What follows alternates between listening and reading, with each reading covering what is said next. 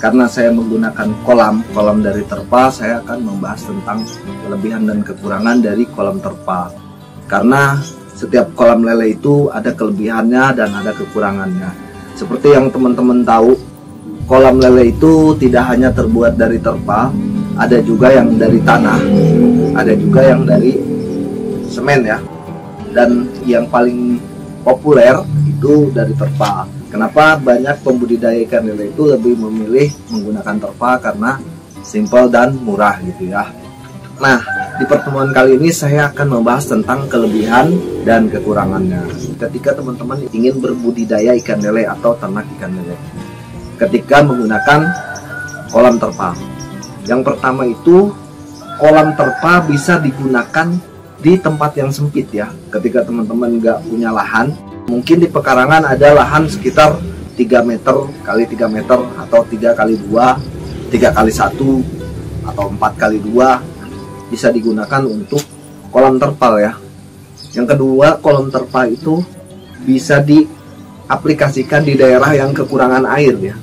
Buat teman-teman yang ingin berbudidaya ikan lele, daerahnya itu sering kekurangan air gitu ya, bisa mengaplikasikan dengan kolam terpal karena ikan lele itu kebetulan ya bisa dibudidayakan di air yang beku gitu. Nah, ketika di daerah teman-teman kekurangan air, bisa menggunakan kolam terpal gitu ya. Nah, kelebihan yang ketiga itu, ikan lele yang kita besarkan di kolam terpal itu tidak berbau lumpur ya, beda dengan di kolam tanah. Kalau di kolam tanah itu ikan yang kita besarkan gitu agak sedikit berbau lumpur ya.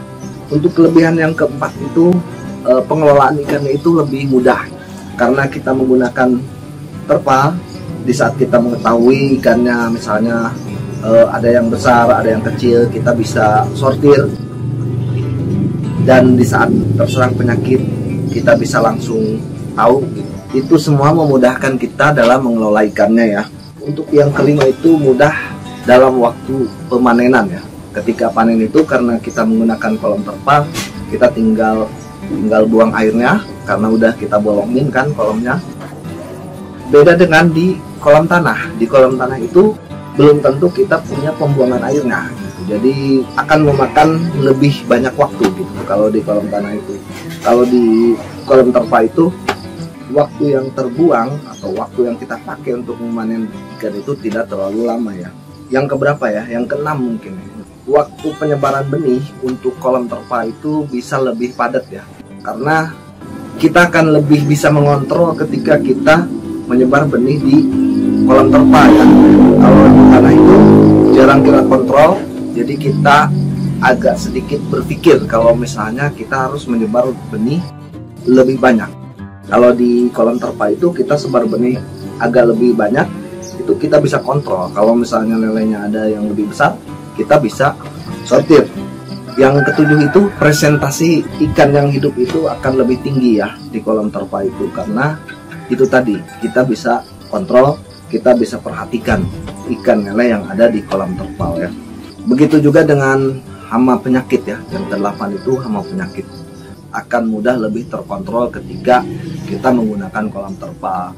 Kalau misalnya ada lele yang sakit, kita bisa langsung obati.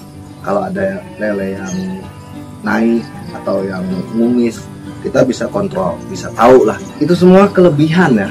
Di samping kelebihan bukan berarti tidak ada kekurangan.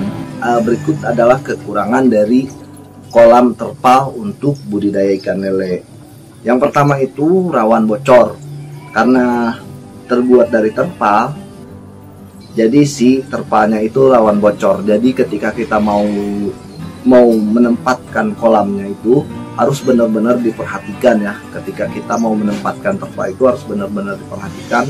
Jangan sampai ada batu misalnya, jangan sampai ada yang tajam-tajam di bawahnya. Jadi kita harus ratakan dulu, baru kita taruh terpalnya. Yang kedua itu adalah mudah lapuk. Ya karena dia terbuat dari terpal, dari plastik, dari CPC lah gitu. Jadi dia mudah lapuk ya. Kena hujan, kena panas, terus di luar kena dingin. Jadi si terpalnya itu akan mudah lapuk ya. Dan dia punya masa waktu ya. Punya punya umur lah gitu. Si terpa ini punya umur maksimalnya sekitar 3 tahun, bisa juga sampai cuma 2 tahun gitu. Jadi umurnya nggak terlalu panjang. Cuman kalau misalnya kita bisa membuat panen ikan lelenya setiap bulan ya selama 3 tahun ya panjang juga gitu. Untuk kekurangan yang ketiga itu minimnya ion dan mineral air. Kenapa? Karena tanah yang harusnya bertemu dengan air itu terhalang oleh terpal. Jadi jelas itu akan meminimkan ion dan mineralnya tanah gitu. Tapi itu bisa diakali dengan produk-produk yang mengandung ion dan mineral tanah gitu ya. Ketika si lelenya itu butuh ion dan mineral tanah itu butuh biaya lagi gitu ya, membeli produk yang memang mengandung ion dan mineral tanah. Kekurangan yang selanjutnya itu si air kolam itu cepat bau gitu, karena kita menggunakan terpal.